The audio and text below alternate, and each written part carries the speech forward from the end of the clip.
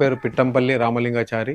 12.5 అంగుళాల పొడవు, 5.5 అంగుళాల వెడల్పు, దానిపైన శంకు చక్రాలు, సూర్యచంద్రులు, కల్పవృక్షము, గోమాత, ఏనుగు, కత్తి, చాప, తర్వాత పద్మము, కలశము, అంకుశము, జెండాలు, దానికి ఆ పాదుకలకు అట్లనే ఆకుపచ్చ కలర్‌లో 2 రాళ్ళు గూడా పొదగటం జరిగింది.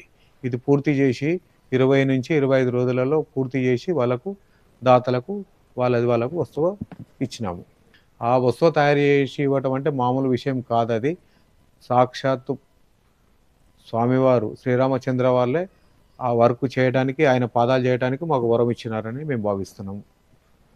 ఇది తయారయ్యటానికి ఒక 2, 3 రోజుల ముందు నుంచే మా బోయినపల్లి చుట్టుపక్కల ప్రాంత ప్రజలందరూ ఈ పాదుకలను దర్శించుకోవటానికి తండోపతండాలుగా వచ్చి దాదాపు 2 రోజులు, 3 రోజులు కంటిన్యూగా భక్తులొచ్చి దర్శనం చేసుకొని పోయినారు. దానికి బంగారం ఎక్కిచ్చిందొచ్చేసి మనకు 25 తులాలు, అంటే ఒక పావు కేజీ వరకు వాళ్ళు తీసుకొచ్చిండ్రు గానీ అంత బంగారం పట్టలే దానికి.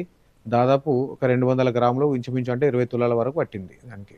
అది మాత్రం మొత్తానికి పూర్తి లోహము, రాగి, కానీ అందులో మిక్స్ చేసినప్పుడు అది పంచలోహం కిందకి వస్తుంది. పంచలోహం మిక్స్ చేసినాక అది పంచలోహం. పంచలోహానికి మేము బంగారము పాదరసాన్ని వాడుకొని బంగారము తాపడం చేయడం జరిగింది.